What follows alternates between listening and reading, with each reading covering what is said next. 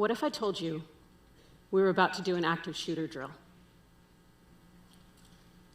What if we were going to run through the steps to secure the building? What if we were going to lock all the doors, turn off all the lights, and remain in place until the all clear is given? If this were real, what would your reaction be? What would be happening in your body? Is your breath shallow? Is your heart racing? Are your thoughts making plans to keep yourself safe?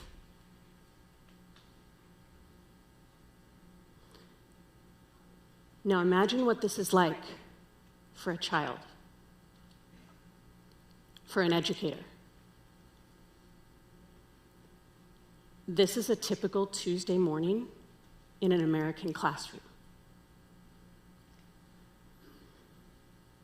Most of us will think first about the children, but I'm asking you today to think about our educators, the ones who are asked to be the first line of defense, the ones who are given the responsibility, but not the resources. Teachers show up every day to create safe, thriving learning environments, while they themselves feel unsafe, overwhelmed, and unsupported. There have been over 400 school shooting incidences in the last 2 years.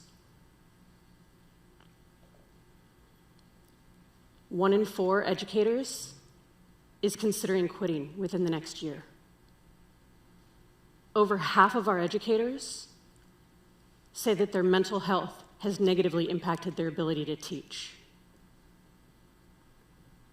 40% of educators will leave the profession within the next 5 years. And there are already 500,000 plus fewer educators post-pandemic. The mental health crisis for our educators is real, and they're breaking under the weight of it. I see it every day in the work that I've been doing for almost 2 decades as a chief culture and well-being coach. I pulled into the parking lot of a high school that was known for violence and failing test scores. Teachers on the brink of leaving the profession. After I walked past the graffiti-covered walls and the scattered trash, I met a group of dedicated administrators who were committed to changing that. And together we did. Here's how. We used the MIWI school framework that I've designed through decades of applied research to cultivate comprehensive, sustainable, psychologically safe, thriving working and learning environments. In year 1, we focused on the me level, strengthening the leadership team so that they could show up with greater self-awareness. We created trauma-informed systems so that staff could show up and not be so isolated.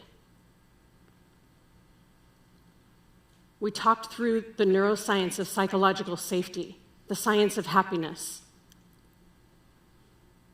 because you can't support others when you're barely surviving yourself. In year 2, we built a culture leadership team, a group of passionate educators who helped to articulate the school-wide core values that were cultivated from the core values from every member of the school community. And as the individual educators articulated their personal core values, they gained clarity and connectedness as values-aligned leaders. In year 3, we focused on the school level. Their core values became more than words on a wall.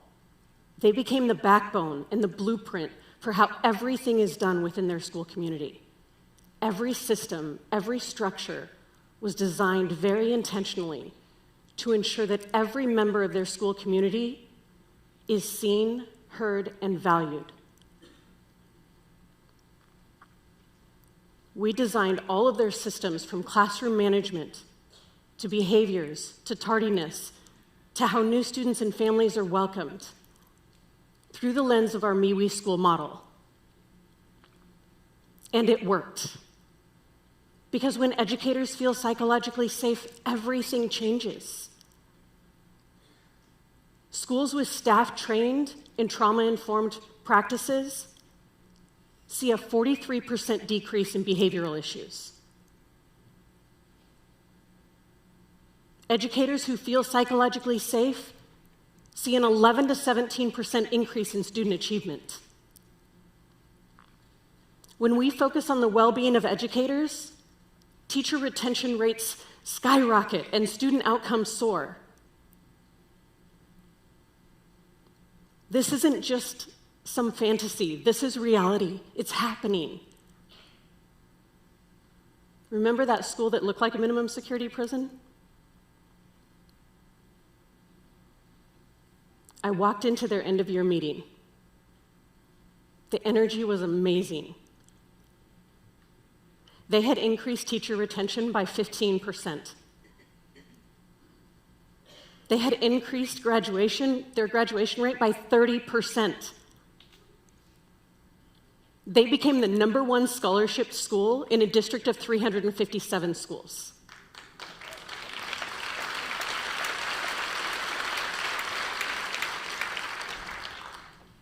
They created a culture where every member of their school community felt seen, heard, and valued. We need leaders across every sector to stop expecting educators to just handle it and start providing real mental health support, not just another self-care seminar. This is about creating trauma-informed practices. Because being trauma-informed simply means recognizing signs of stress and dysregulation. It means learning your own nervous system, understanding what it feels like in your body to know when you're feeling dysregulated. It's about learning to self-regulate. It's about learning how to co-create psychologically safe classrooms. Because when we do this, everything changes. We create a ripple of impact beyond our schools, into our families, into our communities, into our companies. We don't just create better schools, we create thriving students who grow into thriving adults. When we focus on the well-being of every educator, then they get to show up and do what they do best.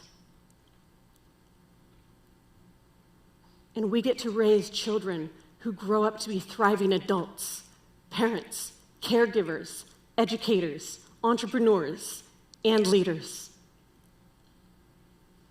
We create a better future. I'd like to invite every educator, current and former, to please stand.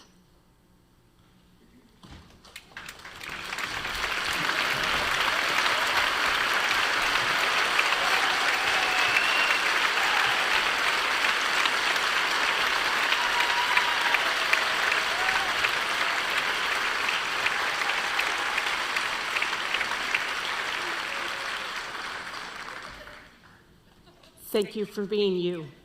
You matter.